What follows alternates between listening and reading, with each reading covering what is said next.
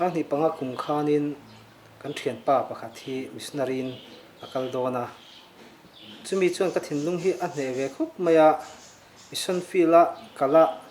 ama arong bol na hi tho hi kalungai tu ngai lowa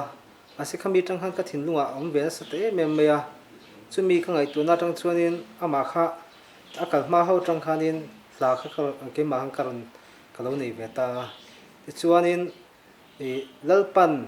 ma a hloi phut chuan ke ni hi zam tur kan ni lowa hoisen taka ram thim ram ro apokal tur kan lo kan ni ni ti kha thla karon siam chhota ti chuan bu seng tur la tam sia kan tholo chuan sang tam takan liam do ni ti na thinlung nen khanin hel hai kalo siam chhota ti chuan an thian pa missionary kal tur po chu ama nge chu mi thu nen chuan ka thla ta ti chuanin ani po khan lom takin lo dong songa ti chuanin